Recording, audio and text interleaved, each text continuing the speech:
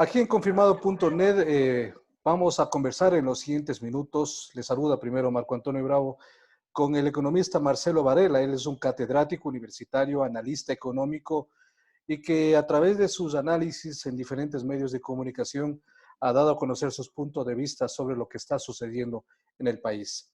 En primer término, Marcelo, gracias por aceptar este diálogo y bienvenido.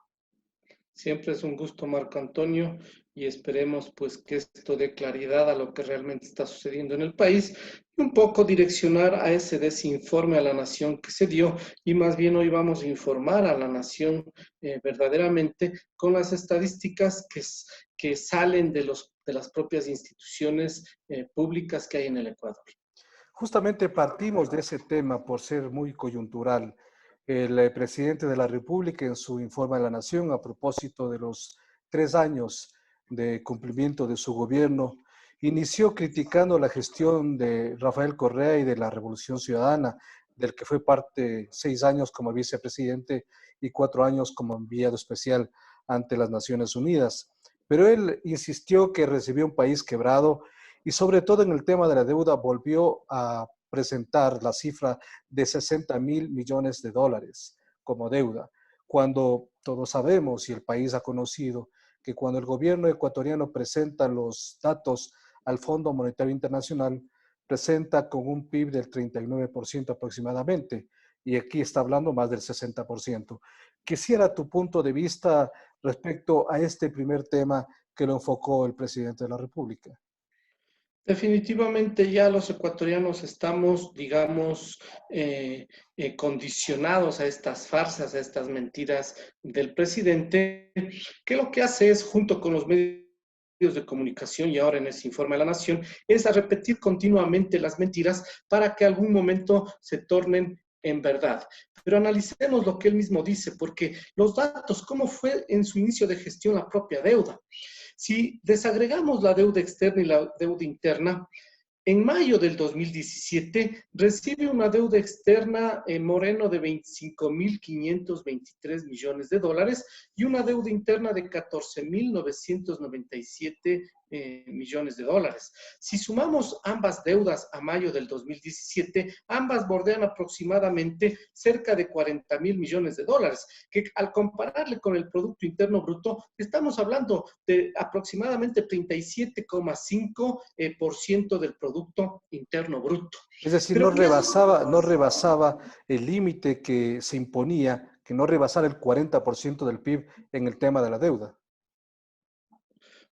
Por supuesto, las estadísticas lo muestran. Yo les invito a todo el mundo que vaya y revise las cuentas que están en el Banco Central, en el propio Ministerio de Economía y Finanzas, y vean a mayo del 2017 cuál era la deuda externa y la deuda interna. Y van a sacar la gente sus propias conclusiones de que esto es una falsedad. Es decir, nunca se superó el 40%. Pero hay que recordar que lo que el FMI recomienda es la deuda consolidada. ¿Cuál es la deuda consolidada? En realidad la deuda externa. Y si vemos en cuánto terminó la deuda externa, bordeaba el 25% del Producto Interno Bruto, y si incluso sumándole algunas otras obligaciones pendientes, llegaba hasta el 28,8% la deuda consolidada. Es decir, ya no hay argumento, ya no hay, digamos, espacio para seguir mintiendo, pero lo grave de esta deuda es que este gobierno viene mintiendo que la deuda del gobierno anterior es lo que nos ha afectado, y realmente lo que se afecta es este fuerte endeudamiento que se da en este gobierno. ¿Cuál es la relación de la deuda del gobierno anterior y este gobierno? Es decir, en los 10 años de Correa, ¿cuál fue el monto de la deuda? Y en los 3 años de Moreno, ¿cuál es el monto? Si consideramos que en enero del 2017 la deuda externa bordeaba los 10.600 millones de dólares, al terminar el periodo de Correa, la deuda bordeaba los 15.200 millones de dólares. Y la deuda interna, en cambio, era como de 8.000 millones de dólares, y al terminar el periodo de Correa, termina casi en 15.000 millones de dólares, es decir, 6.000 millones de dólares más. Si sumamos ambas deudas, tanto la deuda interna como la deuda externa, en el gobierno de Correa, esta deuda bordeó los 20.000 millones de dólares. ¿Cuál es la deuda que ha contraído este gobierno? La deuda que ha contraído este gobierno ya está bordeando los 24.000 millones de dólares. Solamente en bonos se ha duplicado la cantidad de bonos que el gobierno del expresidente Correa llevó a cabo. El expresidente Correa se endeudó en bonos soberanos, sí, en bonos puestos en el mercado financiero internacional, en cerca de 7.000 no cerca, exactamente 7.250 millones de dólares. El gobierno de Moreno se ha endeudado en estos 3 años más de 15.230 millones de dólares en bonos. Entonces, esto refleja, si sumamos con las otras deudas de organismos, de incluso llevado a cabo deuda nuevamente con China. Con China la deuda fue en diciembre del 2018 cerca de 900 millones de dólares. Si consideramos esa deuda, obviamente en el gobierno de Moreno la deuda, como se había indicado, es más de 24.000 millones de dólares. ¿Cómo queda luego de 3 años la deuda? La deuda externa pasa de 25.523 millones de dólares de mayo de 2017 a 41.294 millones de dólares la deuda externa. Y la deuda interna pasa de 14.997 millones a 16.934 millones. Es decir, es un incremento del 75% en la deuda externa, en la deuda total, digamos, en este gobierno. 62% de incremento de la deuda externa y 13% de incremento de la deuda interna. En solamente 3 años. Es el campeón del endeudamiento este gobierno y la pregunta es, Claro, ¿dónde? el tema, sí, justamente esa es la pregunta, Marcelo. Estamos hablando de un endeudamiento en el gobierno de Rafael Correa, pero hubo obra de gran infraestructura que hasta ahora está cosechando, mejor dicho, está cosechando el actual gobierno. En cambio, en la deuda, en la gigante deuda del gobierno de Moreno, ¿en qué se ha utilizado? ¿Cuál es el beneficio que han recibido los ecuatorianos en ese sentido? Los ecuatorianos no han recibido ningún beneficio porque no hay ninguna obra pública. Y todo ese fuerte endeudamiento ha ido a cubrir la salida de divisas. ¿Cómo funciona esto para que la gente sepa? Espero ser no tan técnico para que la gente lo comprenda. El sector externo, vía eliminación de salvaguardias, vía eliminación de aranceles, vía liberalización del mercado externo, se vio afectado todo el sector externo. La cuenta o la balanza de pagos se ha visto afectado fuertemente en estos 3 años y fundamentalmente la balanza comercial. Entonces, ¿cómo funciona la balanza de pagos? Espero no ser técnico, pero que la gente sepa entender esto. La balanza de pagos está conformada por 3 cuentas. La cuenta corriente. En la cuenta corriente está la cuenta de balanza comercial, que es la diferencia entre exportaciones e importaciones. Entonces, cuando el gobierno lleva a cabo la eliminación de salvaguardias y la eliminación de aranceles y además lleva a incentivar las importaciones por esta vía, la balanza comercial se ve afectada. Al afectarse la balanza comercial, también la subcuenta de la cuenta corriente, que es la de transferencia, se ve afectada. ¿Por qué? Porque adicionalmente el gobierno redujo el impuesto a la salida de divisas y ha estimulado vía importaciones la salida de divisas. Entonces, la cuenta de transferencia se ve afectada, pero también hay otra cuenta dentro de esas transferencias que es la renta hacia el exterior. Empieza a salir mucha más renta hacia el exterior en estos 3 años y esto termina afectando la cuenta corriente. Cuando la cuenta corriente es afectada, esta se tiene que cubrir con la cuenta de capital y financiera. En la cuenta de capital está todo lo que es inversión, inversión privada e inversión pública. Si se reduce en estos años la inversión pública que en estos 3 años se ha reducido cerca de 8.000 millones de dólares, exactamente lo voy a dar aquí. Sí, se reduce en 33%, perdón, la inversión pública se reduce en 66%, pasa de 10.292 millones de dólares en el 2017 a 3.500 millones de dólares a fines del 2019, y al reducirse el 66% de la inversión pública, no hay en la cuenta de capital un excedente o una mayor cantidad que pueda cubrir esa cuenta corriente. Al no existir en la cuenta financiera los suficientes rubros para cubrir la cuenta corriente, existe la otra cuenta que es la cuenta financiera. ¿Qué es esto? El endeudamiento. Entonces, cuando la inversión no puede cubrir la cuenta corriente, tiene que hacerse vía endeudamiento. Entonces, ese agresivo endeudamiento ha sido para cubrir ese problema fuerte que ha generado este gobierno vía políticas neoliberales, vía políticas de ajuste fiscal y liberalización del mercado externo, ha afectado la cuenta corriente y obviamente esto ha tenido que ser cubierto vía mayor endeudamiento. Ahora, otro punto que es importante y que se ha manejado de alguna manera no tan preciso en el gobierno, porque se ha hablado de 60.000 millones en deuda y 70.000 millones en corrupción. Tomemos en cuenta cómo empatar estas cifras. Si cuando comenzó el gobierno de Rafael Correa, el primer año hasta el 10.º año, estamos hablando de que una economía creció de 50.000 a 100.000 millones de dólares, que es el PIB nacional. ¿Cómo entonces entender de estas cifras de 60.000 millones de dólares en deuda, 70.000 millones de dólares en corrupción? ¿Cómo entender estas cifras si no cuadran definitivamente? Por supuesto, pero voy a hacer una corrección. En realidad, el PIB que cuando entró Correa bordeaba apenas los 25.000 millones de dólares, Marco Antonio, y se sobrepasó los 100.000 millones de dólares durante los 10 años. Es decir, en los 10 años se creció 400%, o la riqueza del país creció 400%. Eso es lo que nunca están reconociendo ni la derecha ni los medios, pero sí los economistas que somos, digamos, verdaderos economistas, sí reconocemos ese incremento. Entonces, con esa cuestión, ¿por qué no cuadran las cifras? Simple y llanamente, Marco Antonio, porque es mentira.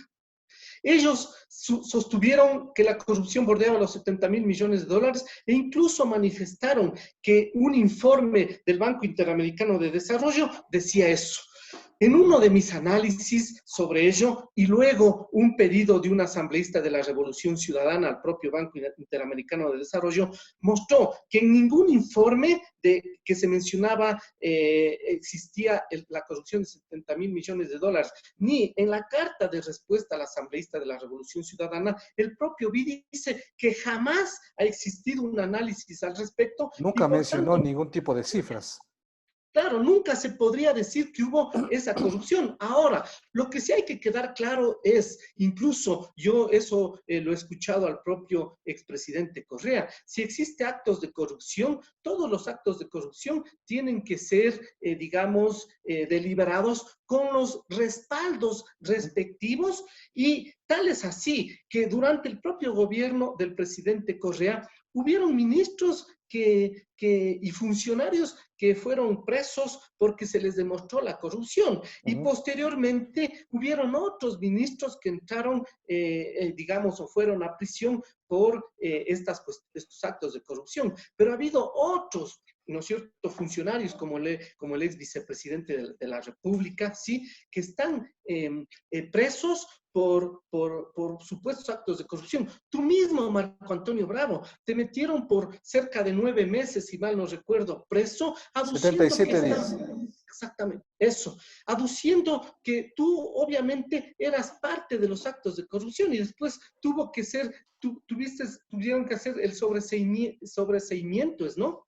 Así es, la misma Porque no justicia terminó encontraron con nada. uno. Es decir, todos estos actos, y no es solo una persona, son más de 133 personas que han sido acusadas fraudulentamente de actos de corrupción. Y así se ha expresado estos más de 70.000 millones de dólares que ni siquiera cuadra tampoco con ese fuerte endeudamiento. Es decir, se habla de 60.000 millones de dólares cuando en todo el periodo de endeudamiento del presidente Correa se pasó aproximadamente del 10% del Producto Interno Bruto a el 38% del Claro, Producto Interno. estamos hablando de una cifra monumental. Si no me equivoco, por ejemplo, en carreteras, el gobierno de la Revolución Ciudadana invirtió aproximadamente 10.000 millones de dólares, porque estamos hablando de 10.000 kilómetros, más menos. Pero estamos hablando de una red de carreteras muy grande, la más grande e importante que se ha dado en toda la historia. Es monumental. Entonces, ¿cómo imaginar al menos que hubo 70.000 millones de dólares en corrupción, como lo han venido sosteniendo. Y otro tema que también aprovecho esta circunstancia es que siempre se ha mencionado que el gobierno anterior se gastó todo y que no guardó la plata para los momentos difíciles. Entonces, la pregunta es, ¿se tiene que guardar la plata o se tiene que invertir? Porque a la larga una buena inversión produce resultados que lo está disfrutando, si cabe el término, o lo está favoreciendo al gobierno actual. Marco Antonio, esta pregunta la voy a responder en dos ámbitos. El primero, los famosos fonditos que nos hubiesen servido para salir de la crisis. Voy a hablar sobre los datos de esos fonditos, el primer punto. Y el segundo, la no comprensión de este gobierno de lo que es ahorro público. Este gobierno no tiene la capacidad de entender ahorro público. Piensa que las finanzas públicas funcionan igual que las finanzas privadas. Y al, al pretender que las finanzas públicas son iguales a las finanzas privadas, asume que ahorrar es no gastar. Y esto es el peor error, cuando en la perspectiva de diferenciar finanzas públicas versus finanzas privadas, el ahorro viene vía inversión pública. Entonces, el primer punto, el primer ámbito de hablar esto es los famosos fonditos. Si se hubiese seguido con el FEIREP, que por cierto no fue eliminado en el gobierno del expresidente Correa, el FEIREP se lo eliminó el año 2005 en el gobierno de Palacio. Si el FEIREP hubiese continuado, al año 2015 que tuvimos la gravedad, ¿no es cierto?, de la contracción económica mundial y posteriormente el 2016 que tuvimos el terremoto, al año 2015-2016 el fondo hubiese capturado cerca de 2.400 millones de dólares. ¿Por qué? ¿Cómo funcionaba ese fondo? Ese fondo era repartido en tres partes, Marco Antonio. La primera parte era el 70% de ese ahorro, de ese fondo FEIREP. El 70% era para pagar anticipadamente deuda. El 20% era para direccionar hacia gasto de salud y educación y solamente el 10% era como un gasto, hablemos, para contingencias. Entonces no había tal fonditos para ahorrar o para enfrentar circunstancias difíciles que se presentan en cualquier momento.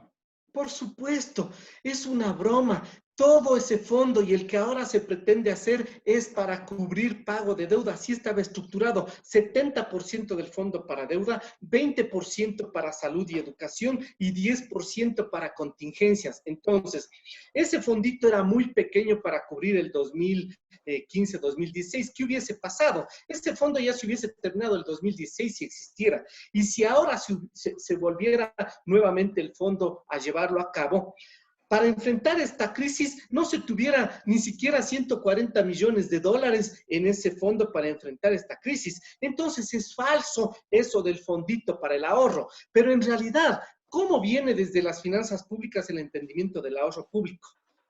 El haber construido hidroeléctricas, el haber construido carreteras, el haber construido hospitales, escuelas, todo eso le ha generado fuerte ahorro al Estado. Solo hablemos de las hidroeléctricas y de la repotenciación de la refinería de Esmeraldas. Las hidroeléctricas le han ahorrado más de 1.200 millones de dólares al gobierno. ¿Por qué? Porque antes teníamos que importar ¿a quién? A Colombia y a Perú. Pero no solamente que nos ha permitido esa fuerte infraestructura de hidroeléctricas ahorrar más de 1.200 millones de dólares al año. La propia repotenciación de la refinería de Esmeraldas nos ayudó a reducir entre 300 a 600 millones de dólares la importación de derivados. Pongo de 300 a 600 millones porque esto ha dependido del precio del petróleo. Si el precio del petróleo es mayor, el precio de los derivados es mayor. Entonces, aproximadamente se ha llevado a ahorrar solamente en hidroeléctricas y en la repotenciación de la refinería de Esmeraldas cerca de 1.800 millones de dólares. ¿Qué se pretende hacer ahora con las hidroeléctricas y con la refinería de Esmeraldas? Privatizarla. Pero no solo eso. ¿Qué es lo que se ha conseguido? Y eso lo dijo en ese desinforme a la Nación el presidente Marco Antonio. Estamos hoy exportando a Colombia más de 100 millones de dólares de energía. Y entonces, Toda esa construcción ha generado ahorro, porque si nunca se hubiese construido las hidroeléctricas, si nunca se hubiese repotenciado la refinería de Esmeraldas, hubiésemos seguido gastando cada año cerca de 1.800 millones de dólares. Eso es ahorro. Y no se diga el ahorro de tener ciudadanos saludables que han Claro, hecho... y ahora tiene mucho valor. Por ejemplo, la gran hidroeléctrica Coca-Cola Sinclair, la obra más importante del Ecuador de todos los tiempos, con una inversión de 2.000 millones de dólares aproximadamente y cuyos resultados se lo están viendo ya de manera permanente. En esta parte final, Marcelo, ¿cuál es la perspectiva que tú ves al país con las medidas económicas que se han tomado desde hace mucho tiempo?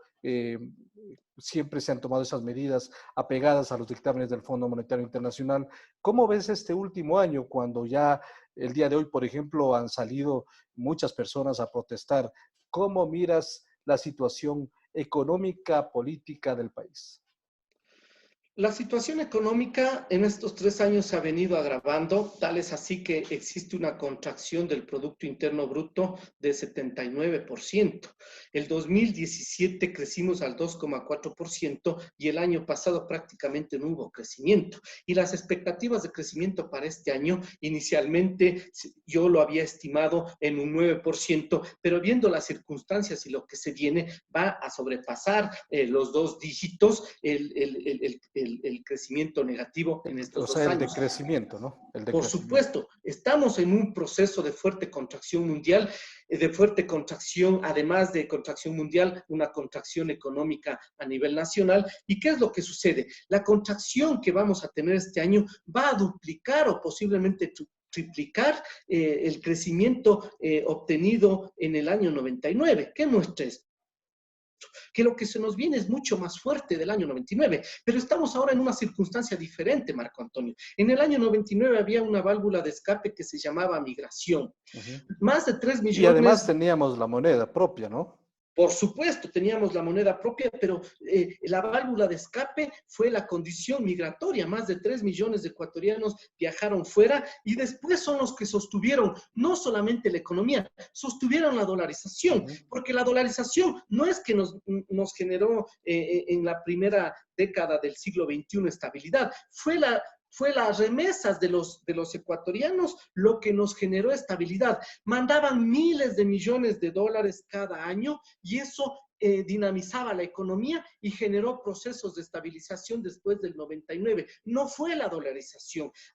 Sería interesante si algún momento hablamos sobre los verdaderos efectos de la dolarización y vamos a mostrar que la dolarización no sirve de nada, es un daño. Pero en aquel entonces, en el 99, con un crecimiento que va a ser la mitad de lo que hoy vamos a decrecer en el año 2020, hubo un proceso de migración que fue la válvula de escape. Hoy, en este decrecimiento que vamos a tener, Marco Antonio, no hay ninguna válvula de escape. Ya no se puede migrar fácilmente. Y si los ecuatorianos pretenden migrar, no van a poder. Eso es el grave problema al que nos enfrentamos ahora. Pero además de la parte económica, viene la gravedad de la parte social, Marco Antonio. ¿Qué está sucediendo? En estos 3 años el empleo se ha reducido, las remuneraciones se han reducido como participación del PIB, el excedente bruto de explotación se ha incrementado como parte del PIB, es decir, se está generando procesos redistributivos de los pobres, de los más pobres hacia los más ricos,